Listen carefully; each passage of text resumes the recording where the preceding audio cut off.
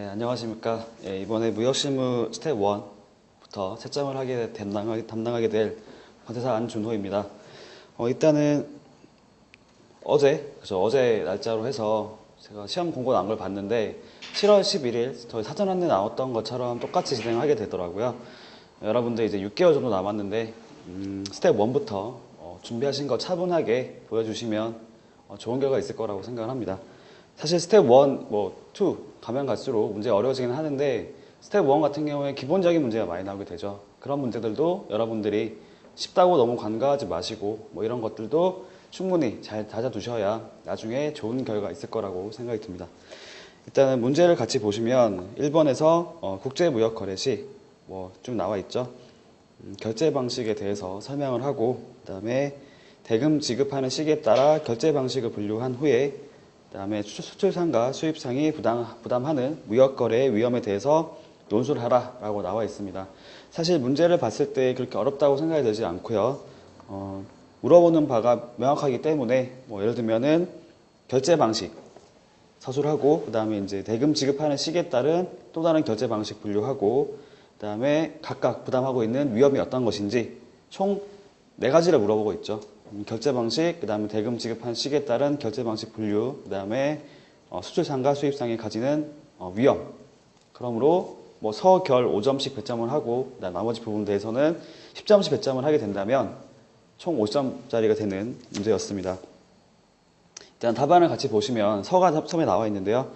서 내용을 보면은 이제 무역거래의 의의가 나와 있고, 그 다음에 이제 무역거래의 결제 조건에 따른 위험이 나와 있습니다.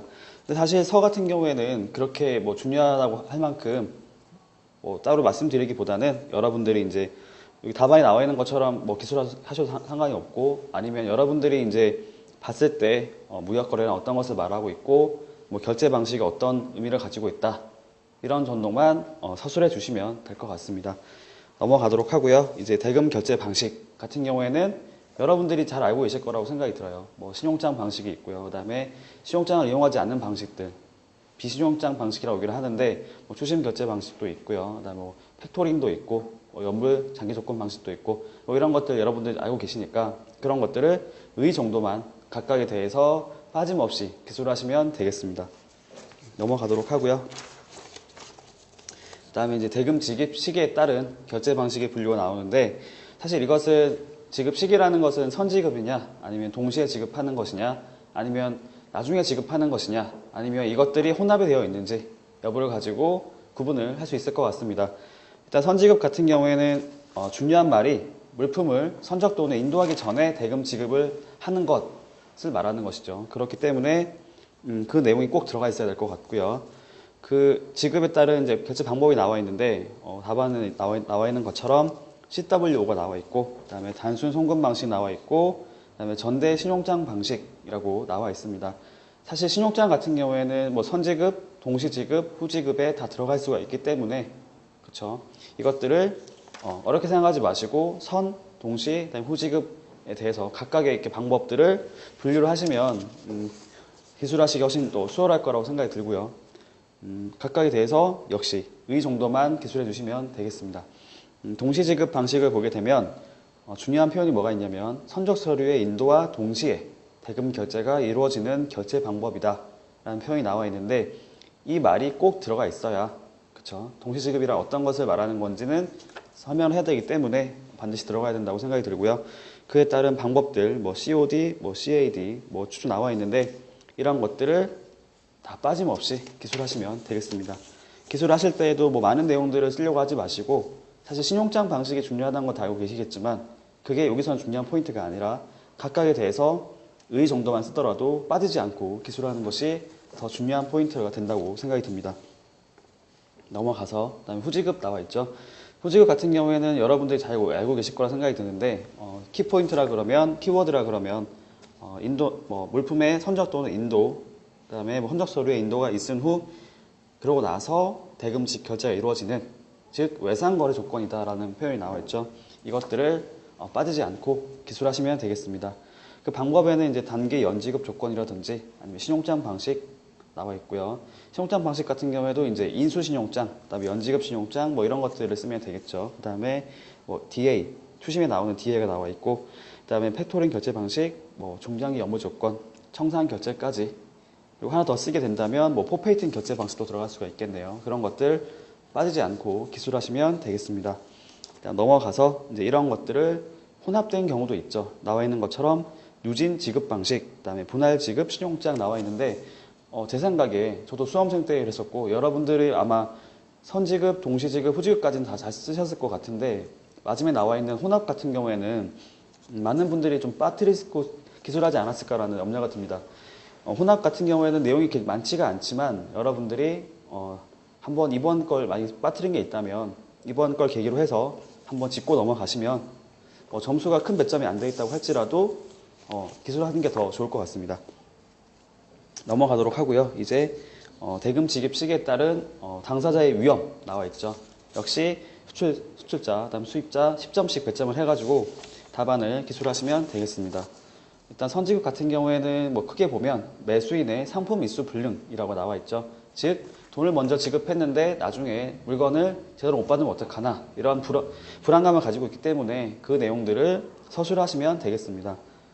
어렵지 않은 내용인데 그것만 쓰면 되는 게 아니라 먼저 지급 방식별로 위험 언급해주고 그다음에 방법별로 또 기술하시는 게 더 좋은 포인트가 될 것 같은데요. 선지급 같은 경우에는 뭐 방법이 나와 있지는 않고 그냥 바람직한 방안이라고 할까요? 뭐 위험에 따른 대처 방안 어떻게 하면 되는지 이런 것들이 나와 있습니다. 보시면 뭐 소액 거래라든지 아니면은 보증서를 받거나 보증 신용장 등을 통해서 위험을 회피하는 것이 바람직하다라고 나와 있죠. 뭐 이런 내용들을 꼭 써라는 건 아니지만 이런 것들을 쓰게 된다면 아무래도 답안이 좀 더 풍성해지고 투자가 원하는 답안으로 가까이 간다라고 생각되기 때문에 이런 것들을 참고하셔서 기술하시면 되겠습니다. 동시지급 같은 경우에는 이제 사실 뭐 매도인과 매수인 모두 위험이 없는 상태라고 나와 있죠. 그만큼 누가 먼저 하는 게 아니기 때문에 누가 우선 뭐 위험을 안고 진행하는 것이 아니기 때문에 둘 간의 조화가 이루어지는 것인데 뒤에 보시면 이제 이거 같은 경우에는 사실 그렇게 뭐 손직으로 나와 있는 것처럼 대처 방안이라고 할 만한 게 없죠. 그래서 방법 여러 가지 나와 있는데 뭐 COD, CAD, 뭐 신용장, 그다음 추신 결제 방식별로 가지고 있는 뭐 특징들 있죠. 동시지급 할 때 어떤 뭐 것이 위험이 어떻게 된다 이런 것들을 간략하게 기술하시면 되겠습니다. 후지급 같은 경우에는 이제 뭐 대금 회수 불능의 위험이 따르게 되죠. 즉 돈을 나중에 주는 것이기 때문에 물건을 수출하는 수출자 입장에서 봤을 때는 난 이미 물건을 보냈는데 나중에 돈을 못 받으면 어떡하나 라는 위험을 가지고 있습니다. 그런 것들을 언급하시면 되고 그다음에 방식을 보시면 뭐 신용장 방식, 그다음에 추신 결제 방식 뭐 나와 있죠. 각 방법별로 어떠한 위험을 부담하고 있고 뭐 이런 것들 때문에 후지급을 둘 간의 이제 거래가 원만하게 이루어지는 그렇죠. 막 장기간으로 거래했다든지 아니면 신뢰도가 이렇게 높은 업체하고만 이렇게 하고 있다 정도만 언급을 해주시면 될 것 같습니다. 그다음에 결제시기 혼합 같은 경우는 사실 뭐 큰 위험 부담이 없다고 나와 있는데 그럼에도 불구하고 누진 지급 방식에서는 현적 시기를 기준으로 해서 선지급하는 것은 매수인의 위험이 되고 그다음에 선적 이후에 지급하는 것은 매도인의 위험이 부담이 될 것 같다 된다라고 나와 있는데 뭐 그 정도만 간략하게 써주시면 되겠습니다. 여기까지 하면은 이제 주어진 문제에 대한 답은 다 기술이 됐고요. 그다음에 결이 들어가는데 사실 결 같은 경우에도 서랑 마찬가지인 게 뭐 정해진 양식이 없고, 그렇죠. 내용 같은 것도 특별히 어떤 걸 써야 된다라고 할 만한 게 없기 때문에 뭐 답안에 나와 있는 것처럼 이제 쌍무계약적인 특성이 있기 때문에 뭐 한쪽이 이제 어떤 결제 방법을 택했는지 따라서 위험이 부담이 달라진다라고 하는 것 자체도 괜찮죠. 왜냐하면 문제에서 물어본 의도 자체가 사실은 결제 방법에 따른 위험을 누가 할 것이냐 이런 것을 물어보기 때문에 뭐 그런 거 서술하셔도 괜찮고요. 그게 아니다라고 하면은 뭐 이것뿐만이 아니라 뭐 여러분 생각하시는 것처럼 뭐 그냥 앞에 내용들 정리하겠다라고 해도 괜찮고 아니면은 뭐 조금 다른 내용들을 뭐 언급하셔도 괜찮습니다. 단 조건이 그거 있죠. 문제랑 완전히 벗어나지만 않으면 연관되는 부분이 있다면 결에 가서 언급을 하셔도 괜찮다고 생각이 듭니다. 그렇게 해서 이제 1번 문제를 마무리 지었고요. 이제 2번 문제를 보시면 2번, 3번 같은 경우에는 대외무역법이 나와 있죠. 대외무역법이 두 문제가 나와 있습니다. 많은 분들이 제 생각에 스텝 1에서 대외무역법을 시험을 내면은 많이 어려워들 하세요. 왜냐하면 그만큼 준비가 안 돼 있기 때문이죠. 근데 여러분들이 좀 주의하셔야 되는 게 대외무역법 같은 경우에는 저는 개인적으로 되게 강조를 하는 편입니다. 무역실무가 그러니까 무역실무 같은 경우에는 네 문제가 나오죠. 근데 대외무역법이랑 외국환급법은 각각 한 문제씩 해가지고 두 문제가 나옵니다. 근데 무역실무 범위에 비해서 공부하는 양에 비해서 대외무역법이랑 외국환거래법은 나오는 범위가 한정돼 있어요. 아무래도 시행령, 시행규칙이긴 하지만 고시라고 하는데 규정도 말고 법 시행령에서 많이 나오게 된다는 거죠. 그래서 여러분들이 좀 나는 준비가 안 돼 있다라고 생각이 드시면 스텝 1부터 이제 스텝 3까지 가면서 매해마다 이제 대외무역법이랑 외국환거래법이 나올 텐데, 그렇죠? 뭐 처음엔 대외무역법 나오고 나중에 외국환거래법이 나오는데 그런 것들만 정리를 하셔도 이 정도만 준비를 하셔도 뭐 충분히 나쁘진 않을 것 같고요. 좀 더 욕심 나시는 분들은 뭐 여러분들 수업에 들은 게 있다면 그런 내용들을 좀 토대로 해가지고 좀 중요한 부분을 위주로 해서 준비를 하시면 좋은 결과가 있을 거라고 생각이 듭니다. 일단 2번을 같이 보시면 수출입 승인의 면제라고 나와 있어요. 수출 승인의 면제에 대해서 설명하시오라고만 나와 있죠. 목차가 안 주어져 있습니다. 이런 경우에 여러분들은 이제 목차를 한번 생각해 보셔야 돼요.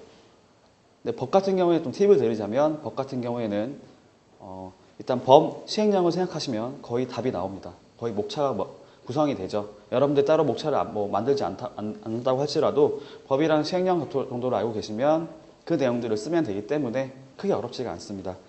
일단 수출 승인의 면제 같은 경우에도 목차를 같이 보시면 이제 의의가 들어가죠. 어떤 것을 말하느냐.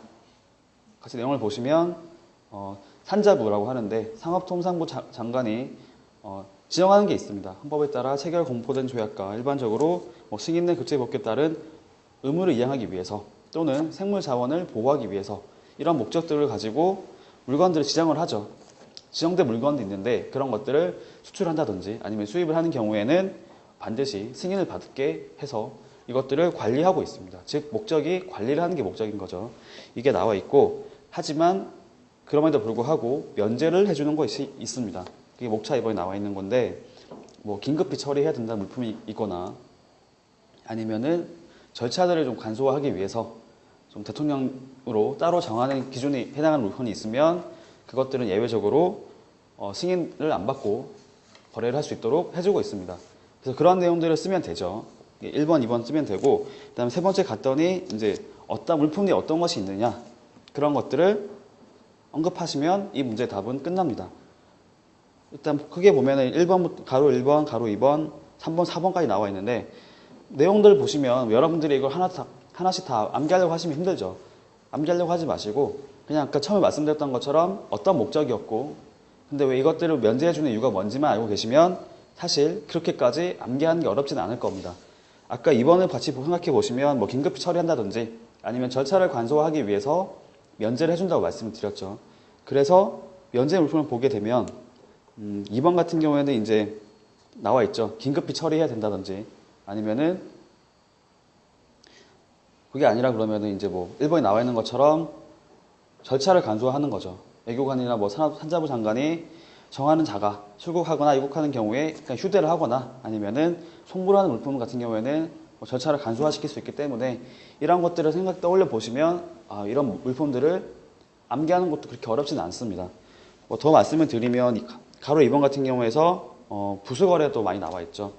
무역거래를 원활하게 하기 위해서 주된 수출 또는 수입이 부수된 거래로서 발생하는 수출 수입하는 물품 등이라든지 아니면은 주된 사업 목적을 달성하기 위해서 부수적으로 발생하는 물품이라든지 이런 것들은 여러분들이 이 부수거래, 주된 거래가 아니라 부수거래라고 생각을 하시면 암기를 하시는 것도 훨씬 수월할 거라고 생각이 듭니다.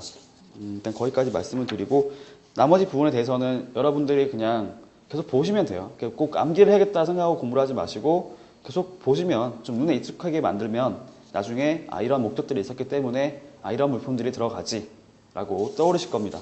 그렇게 공부를 하시면 좋을 것 같고요. 넘어가도록 하겠습니다.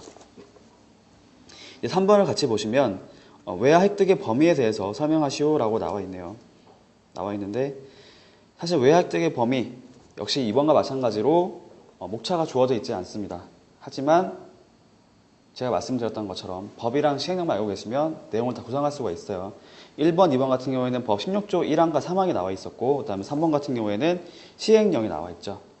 그래서 이런 내용들을 한번 떠올려 보시고 답안을 기술하시면 되는데, 일단 1번은 같이 보시면 외화 획득용 원료 기재의 수입 승인이라고 나와 있는데, 그러니까 외화 획득을 하기 위한 원료라든지 기재 같은 경우에는 수출입의 제한이라든지 아니면 수출입의 승인을 적용하지 않는다라고 나와 있습니다. 왜냐하면은 그만큼 외화 획득하는 것은 저에게 좋은 거죠. 우리나라 입장에서 봤을 때는 외화를 벌어들인다는 것은 좋은 의미이기 때문에 이런 것들을 제한 같은 것들을 좀 이렇게 풀어주는 거죠. 완화시켜가지고 너희들 많이 해라.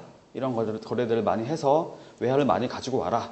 라고 그런 장려하는 목적이 있기 때문에 이렇게 혜택을 주고 있는 겁니다. 2번 같은 경우, 목차 2번을 같이 보시면 수입자 등의 외화 획득 의무가 들어가 있죠.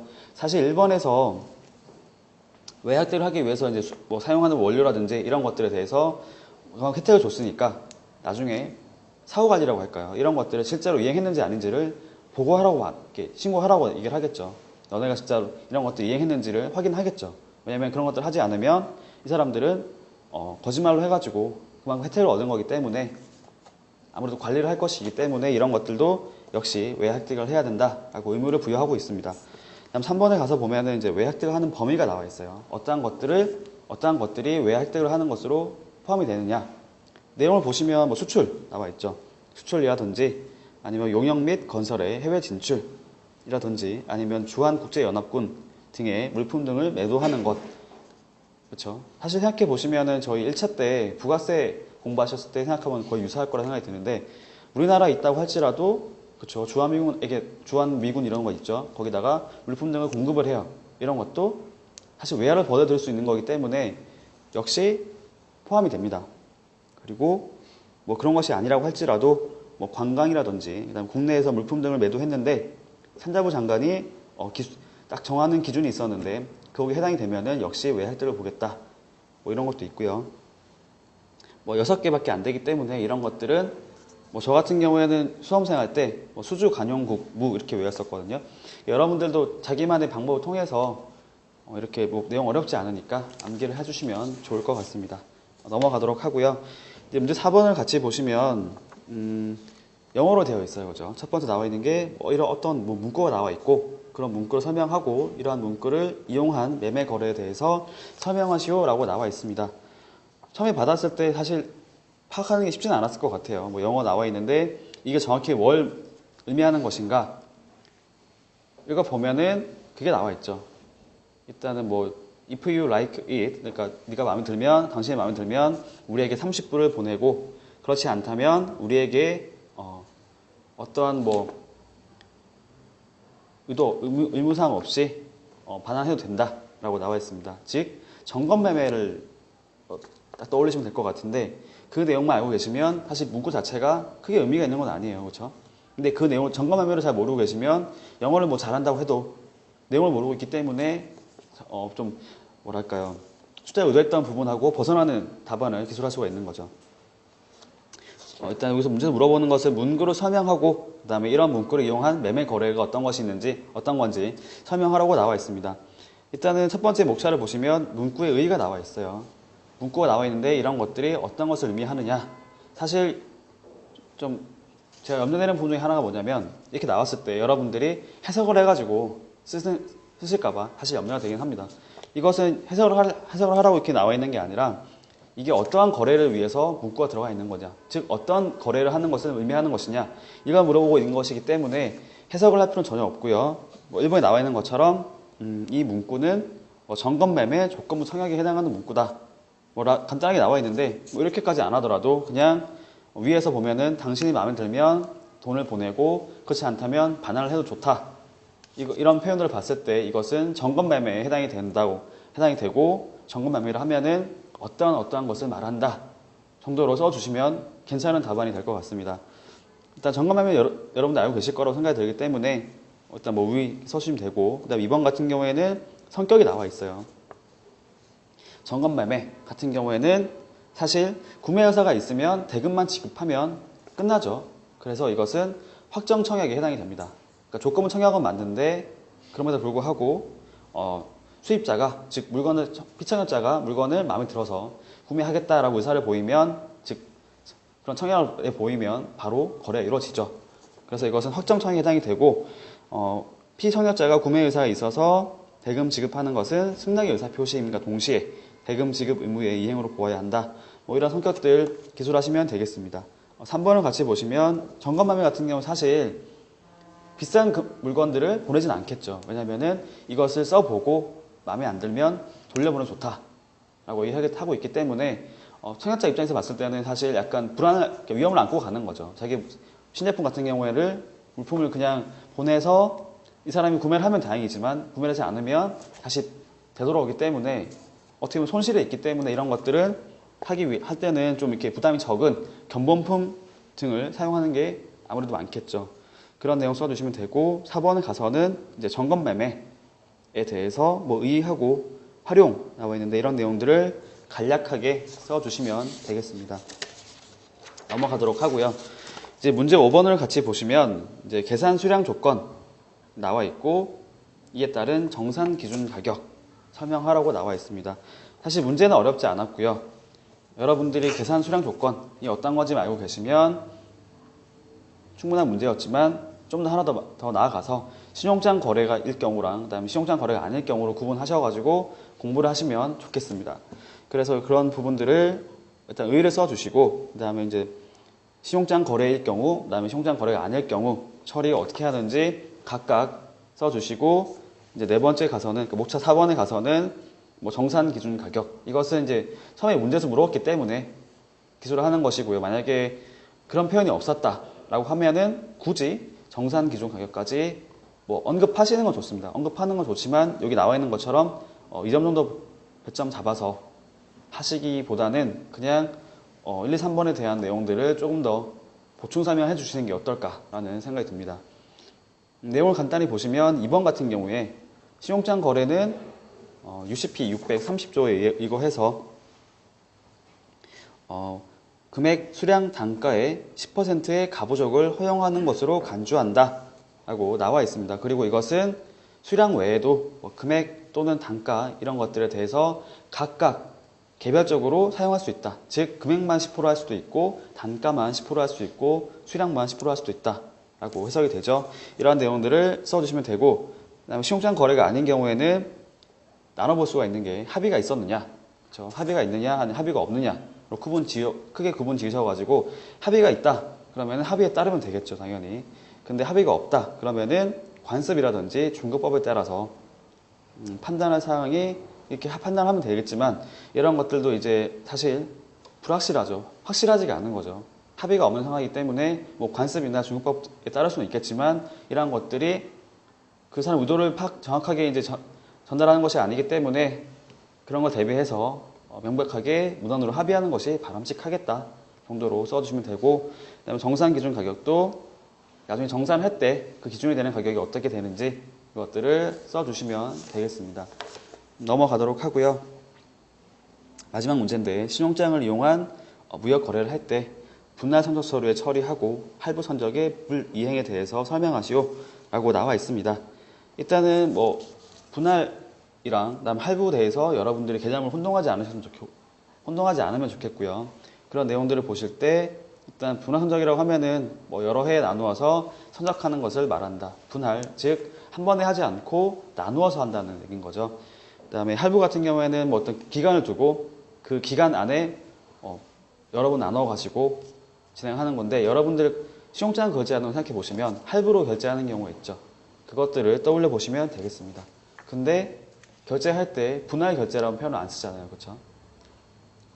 분할 선적. 그래서 여러분들 그런 개념 자체를 혼동하지 않으시면 좋겠고 일단 목차를 같이 보시면 뭐 1번에 의 들어갔고요. 2번에는 이런 서류들을 처리 왜냐면 문제에서 물어봤기 때문에 이 내용들을 6점 정도 분량 잡고 1, 2, 3, 4 즉 UCP 600에 나와 있는 내용들을 빠뜨리지 않고 기술하시면 되는 거였습니다. 3번에 가서는 할부 선적 불이행 효과 나와 있는데 이것은 UCP 632조 나와 있는 내용 그대로 써주시면 되겠습니다.